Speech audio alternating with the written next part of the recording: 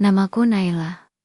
Aku duduk di kelas 12, di salah satu SMA negeri di Jakarta Selatan. Sejak ibu meninggal 3 tahun lalu, aku tinggal hanya berdua dengan ayah, di apartemen kecil, yang cukup untuk kami berdua. Hidup kami sederhana, bukan yang mewah, seperti drama di TV, tapi penuh tawa, dan saling pengertian.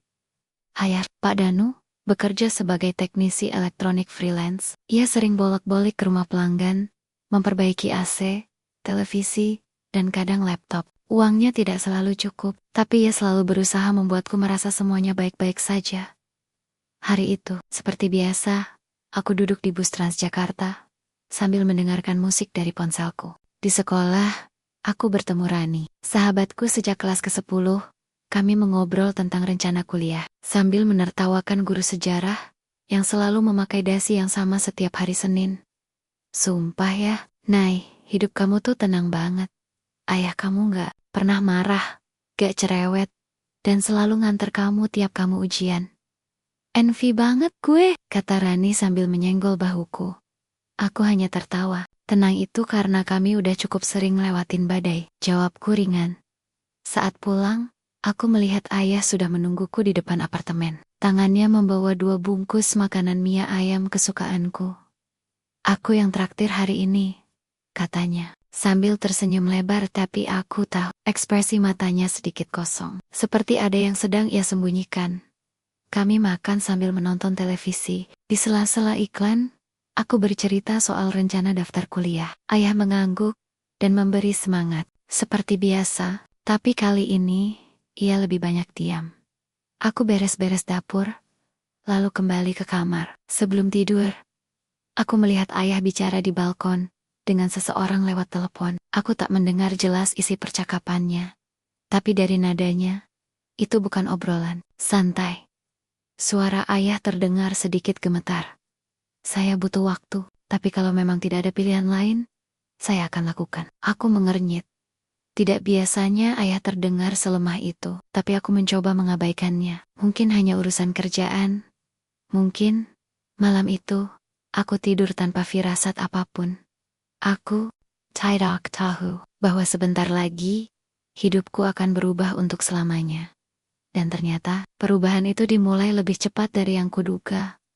Keesokan harinya, saat aku baru selesai sarapan, ayah sudah siap keluar rumah dengan langkah tergesa. Biasanya ia akan mengelus kepalaku, atau sekadar berkata belajar yang rajin. Tapi kali ini, hanya sepatah kata, hati-hati di sekolah. Lalu pintu tertutup cepat di belakangnya. Aku merasa aneh, bukan hanya karena ayah pergi tanpa pamit, dengan wajah murung, tapi karena aku melihat lembaran kertas yang tertinggal di atas meja makan. Sebuah amplop putih agak lusuh, bertuliskan logo sebuah bank swasta. Tanganku bergerak sendiri, membuka lipatannya. Peringatan ke ministry, penagihan utang tertunda. Aku menahan napas. Jumlahnya puluhan juta. Ada cap merah, ada tanda tangan, dan tulisan tebal. Segera lakukan pelunasan dalam waktu 7 hari kerja. Aku terduduk. Ayah belum pernah bilang soal utang sebesar ini. Memang, aku tahu kami bukan keluarga kaya. Tapi selama ini, aku percaya bahwa semua masih dalam kendali. Aku tidak menyangka, ternyata ayah menyimpan tekanan sebesar itu sendirian. Hari itu di sekolah, aku hampir tak bisa fokus. Ronnie Bird 2 kali, aku baru menjawab 1. Bahkan saat pelajaran matematika yang biasanya aku sukai, aku malah menatap kosong ke arah papan tulis. Pulang sekolah, aku buru-buru membuka laptop ayah. Jari-jariku gemetar saat mencoba membuka file yang terakhir kali dibuka, sebuah dokumen PDF. Namanya perjanjian penitipan anak. Sementara, Naila Danu Putri, aku membaca kata demi kata. Di dalamnya tertulis dengan jelas, ayah menyetujui bahwa aku akan dititipkan kepada keluarga Bapak Heru Wijaya. Dalam jangka waktu tidak ditentukan, dengan kompensasi pelunasan utang, dititipkan. Tapi, ini bukan penitipan biasa. Ini ada tanda tangan hukum, ada materai, ada jumlah uang yang ditransfer. Ini lebih seperti kesepakatan jual beli. Jantungku berdegup keras. Aku berlari ke kamar ayah, mengacak laci meja. Di sana, aku menemukan catatan kecil. Nomor telepon tertulis dengan pulpen hitam. dan satu nama yang membuatku gemetar. Pak Heru, transfer lunas tanggal 3 tanggal itu adalah hari ini. Langit di luar gelap. Meski masih pukul 5 sore, aku duduk sendiri di ruang tengah, menunggu ayah pulang. Perasaanku campur aduk, takut, bingung, marah. Saat ayah membuka pintu, aku langsung berdiri. Ia terlihat lelah. Tapi sebelum sempat melepas sepatunya, aku menatap matanya dalam-dalam dan bertanya. Dengan suara pelan namun pasti. Benar ya? Ayah, jual aku ke orang lain. Ayah terdiam. Wajahnya menegang. Lalu pelan-pelan, ia menunduk. Maafkan ayah, Naila, katanya lirih. Aku merasa seperti tenggelam. Semua yang kupercaya tentang hidupku runtuh dalam satu kalimat itu. Maafkan, ayah, Naila. Kata-kata itu menggema di kepalaku sepanjang malam. Aku tak sanggup menangis, hanya duduk diam di sudut kamar, memeluk lutut, menatap kosong ke arah tembok. Aku berharap ayah akan berkata bahwa ini semua hanya kesalahpahaman, bahwa tak ada yang namanya penyerahan anak untuk melunasi utang. Tapi pagi harinya, ia menyiapkan koper kecil berisi pakaianku dengan tangan sendiri. Naila, ini cuma sementara. Kamu akan tinggal di tempat yang jauh lebih baik. Mereka orang baik. Setelah semuanya lunas, kamu bisa kembali, katanya sambil merapikan bajuku. Aku tidak menjawab. Hatiku terlalu hancur. Jam 11 siang. Mobil hitam berhenti di depan apartemen kami. Seorang pria berjas rapi turun. Wajahnya dingin, tegas. Ia mengenalkan diri sebagai asisten pribadi Bapak Heru Wijayanama yang kini menghantui pikiranku. Waktunya, Pak Danu, katanya singkat. Ayah hanya diam, matanya berkaca-kaca. Tapi, ia tetap menyerahkan koper itu ke tangan pria asing itu. Lalu menoleh padaku. Jaga dirimu, nak. Aku melangkah pelan masuk ke mobil, seakan sedang memasuki dunia yang tak ku kenal. Perjalanan menuju rumah Pak Heru terasa panjang. Jakarta begitu ramai. Tapi hatiku terasa sunyi. Sampai akhirnya kami tiba di sebuah rumah mewah, 3 lantai di kawasan Menteng. Pagar besi tinggi, kamera CCTV di setiap sudut, dan seorang satpam yang berdiri tegak di depan pintu. Begitu masuk, aku disambut oleh wanita berusia sekitar 40-an dengan gaun putih panjang dan senyum tipis yang dipaksakan. Aku, Bu Herlin, panggil saja tante, katanya, lalu menatapku dari kepala hingga kaki. Matanya menelanjangi seluruh isi diriku, seolah menilai barang belanjaan yang baru datang. Tak ada pelukan, tak ada sambutan hangat, hanya instruksi. Kamar kamu di lantai 2. Aturan pertama, jangan keluar rumah tanpa izin. Aturan kedua, jangan ganggu tamu atau ikut campur urusan orang dewasa. Aturan ketiga, jangan pernah membuka pintu ruang kerja Pak Heru. Aku mengangguk pelan, tanpa kata, tanpa semangat. Kamar baruku luas, jauh lebih mewah dari kamar di apartemen kecilku. Tapi terasa dingin. Tidak ada foto, tidak ada kenangan. Hanya kasur besar, meja belajar, dan lemari putih yang bersih tanpa isi. Malam itu, aku duduk di ranjang, mencoba memahami hidup baru yang dipaksakan kepadaku. Di luar, suara mobil mewah masuk ke garasi. Pak Heru pulang. Aku mendekati jendela dan mengintip dari balik tirai. Pria itu tinggi, tegap, dan berwajah tajam. Ia turun dari mobil tanpa menoleh. Bahkan anak kandung pun mungkin akan takut padanya. Aku memeluk diriku sendiri.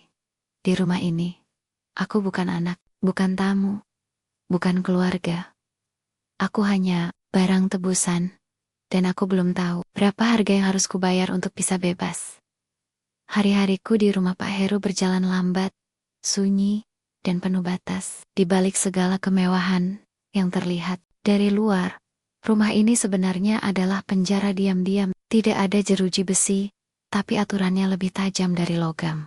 Bu Herlina, yang katanya tante, memperlakukanku seperti asisten rumah tangga kelas bawah.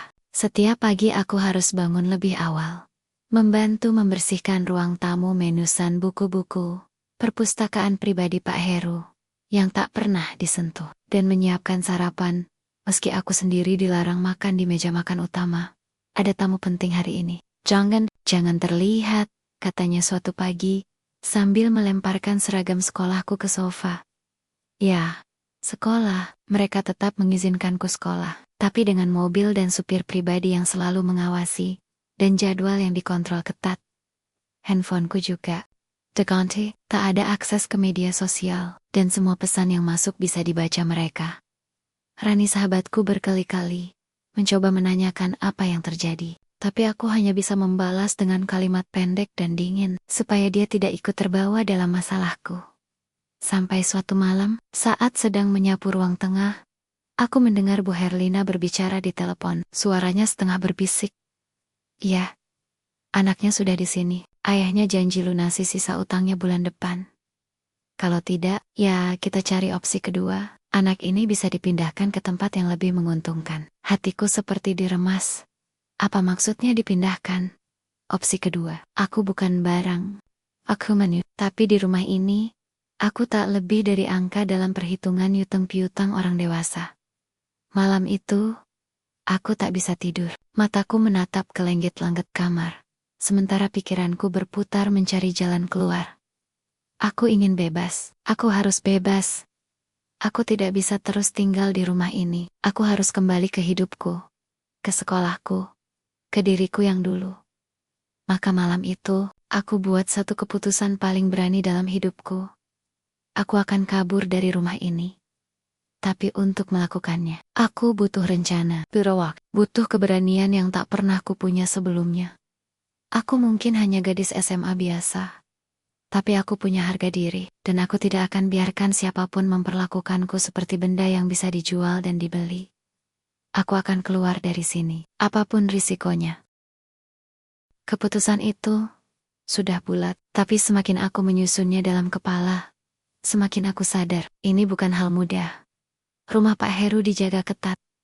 Setiap malam, Satpam berjaga di gerbang utama. Pintu belakang terkunci rapat, dan terhubung langsung ke dapur, yang punya kamera kecil di pojok langit-langit. Bahkan jendela kamarku pun berada di lantai 2, dengan jeruji tipis yang tampaknya sengaja dipasang untuk keamanan. Aku menulis rencanaku di balik halaman buku matematika satu-satunya, tempat yang tak pernah disentuh siapapun di rumah ini. Setiap titik dan celah rumah, kupetakan diam-diam. Aku mencatat waktu-waktu pergantian shift satpam. Kapan mobil logistik datang, dan kapan Bu Herlina pergi untuk arisan hari demi hari? Aku kumpulkan potongan informasi. Aku bahkan berhasil menyimpan seutas tali panjang dari jemuran belakang dan menyembunyikannya di laci baju dalam, tertutup sweater-sweater musim dingin yang tak pernah kupakai. Tapi semuanya berubah di malam Jumat itu. Hari itu, Bu Herlina pergi keluar kota mendampingi Pak Heru ke sebuah pertemuan bisnis. Rumah hanya dijaga oleh 2 satpam dan Mbak Lilisar yang sebenarnya baik, tapi terlalu penakut untuk dipercaya. Jam menunjukkan jam 2:10 dini hari. Aku berdiri di depan jendela kamar, memegang ujung tali buatan yang kuikat dengan simpul-simpul ganda. Tanganku gemetar, bukan karena takut jatuh, tapi takut gagal. Aku buka jendela perlahan, angin dingin masuk menerpa wajahku. Jakarta sunyi, jalanan di bawah sepi. Ini saatnya. Tali kuturunkan pelan, kupastikan mengait kuat di paku jendela dalam. Lalu, dengan hati-hati, aku mulai menuruni dinding luar rumah. 1 langkah, 2 langkah, 3 langkah, tapi tepat ketika aku menginjak ketinggian 1 meter dari tanah, suara alarm kecil menyala. Bip, bip, aku membeku. Lampu taman otomatis menyala. Pintu belakang terbuka. Seorang satpam berlari keluar, menyorotkan senter ke arahku. Nona Naila. Hei, apa yang Anda lakukan? Aku loncat. Kaki kiriku terkilir saat mendarat, tapi aku paksakan berdiri. Kupeluk tali itu dan berlari ke sisi rumah, mencari celah pagar, tapi pagar itu tinggi, dan tak ada kursi atau batu untuk kupanjat. Nona, tolong jangan kabur. Ini demi kebaikan Anda, tidak ada yang baik dari menahan orang di tempat yang bukan rumahnya, teriakku. Untuk pertama kalinya sejak aku datang ke sini. Sebelum satpam berhasil mendekat, aku sembunyi di balik tong sampah besar. Napasku memburu. Kakiku sakit, tapi otakku berpikir cepat. Aku gagal malam ini, tapi aku tahu satu hal pasti. Mereka tahu aku akan mencoba melarikan diri. Dan sekarang, mereka pasti akan mengawasi lebih ketat dari sebelumnya.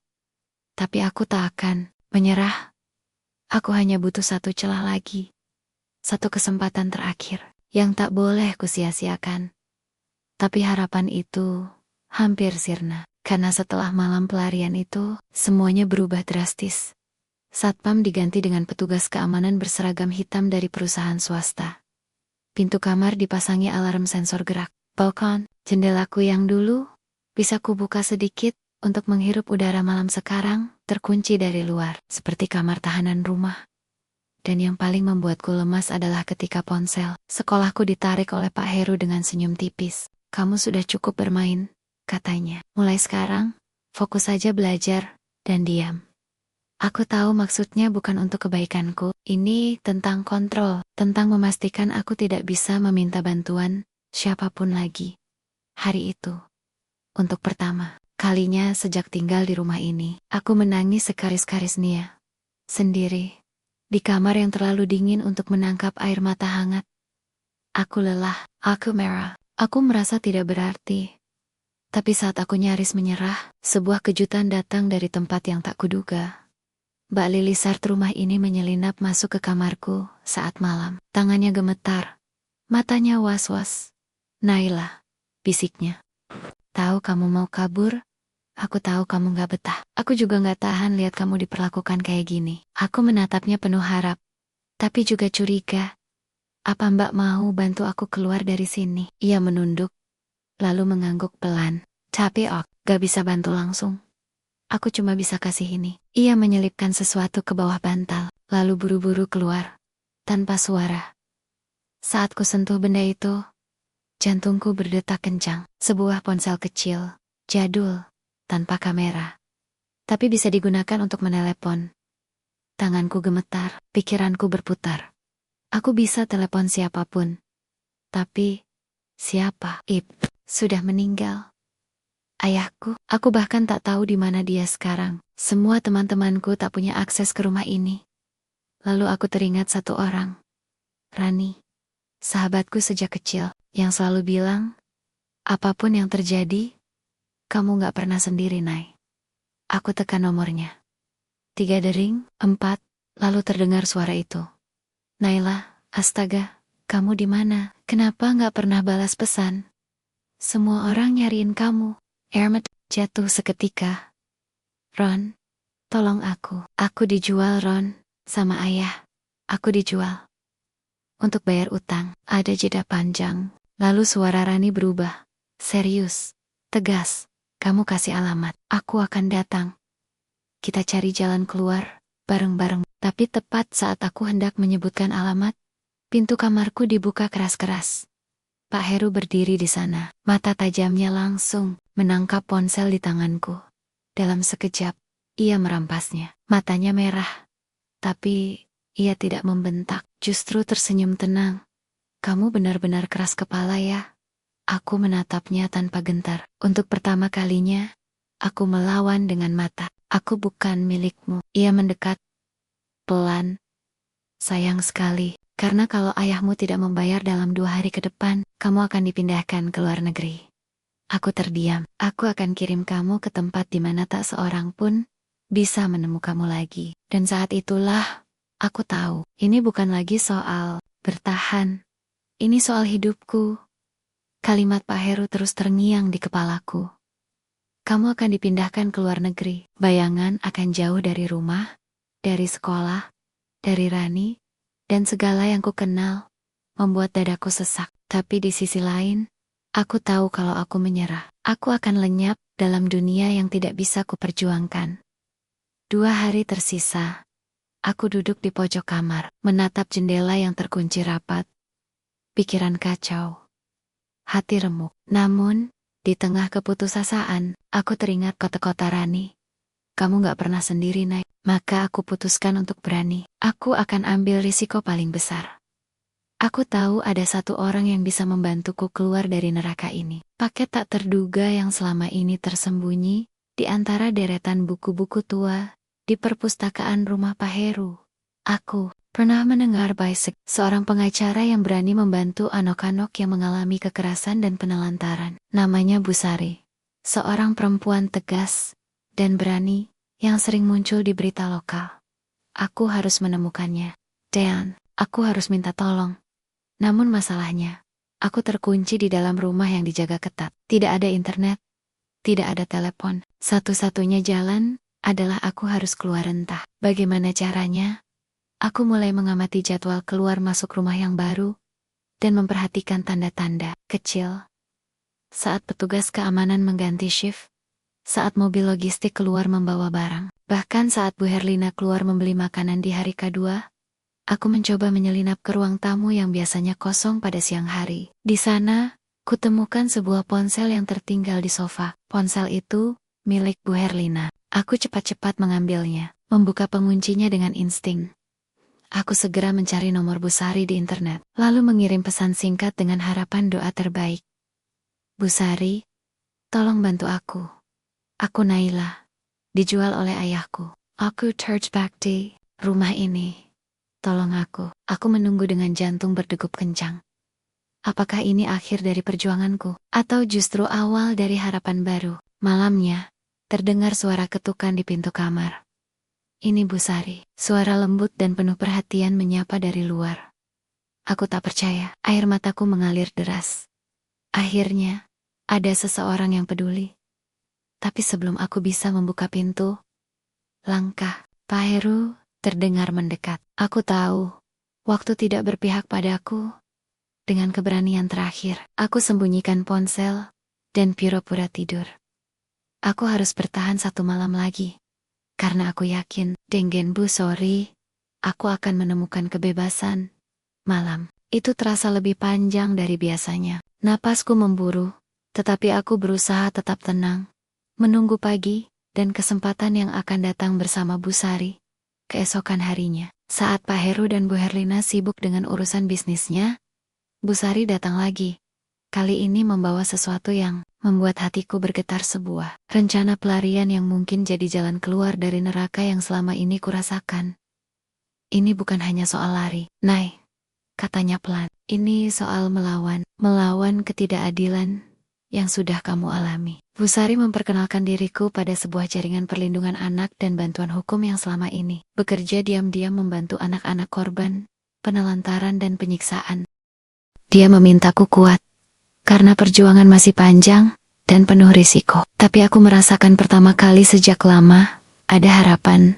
Bersama Bu Sari, aku mulai mengumpulkan bukti tentang penjualanku. Foto-foto, rekaman suara, bahkan catatan-catatan kecil yang pernah kucatat diam-diam. Aku juga belajar menggunakan ponsel kecil pemberian Mbak Lilis untuk menghubungi Rani, agar dia bersiap membantu jika segala sesuatunya berjalan sesuai rencana. Hari-hari berlalu dengan ketegangan yang mencekam. Setiap langkah harus sangat hati-hati, karena Pak Heru makin curiga. Noman, ada satu momen yang membuatku tersenyum kecil. Ketika aku berhasil mengirim pesan rahasia ke Bu Sari tanpa ketahuan. Tapi perjuangan itu tidak mudah. Ada malam-malam, aku harus menelan rasa takut, kesepian, dan keraguan. Apakah aku benar-benar sepi? Apakah aku akan kehilangan keluarga yang selama ini kusebut rumah? Namun, tekadku semakin membara. Kalau aku menyerah, siapa lagi yang akan berjuang untuk aku, batinku? Dan akhirnya, pada malam yang ditentukan, Bu Sari datang bersama tim kecil dari organisasi perlindungan anak. Dengan penuh kehati-hatian, kami mengeksekusi rencana pelarian itu. Aku keluar dari rumah Pak Heru dengan langkah gemetar tapi penuh keberanian. Kegelapan malam menyelimutiku, namun aku tahu aku tidak sendiri. Aku berjalan menuju kebebasan. Langkah demi langkah, aku tinggalkan bayang-bayang masa lalu yang menyesakkan. Tapi sesungguhnya, ini baru awal dari perjalanan panjang untuk membangun kembali hidupku.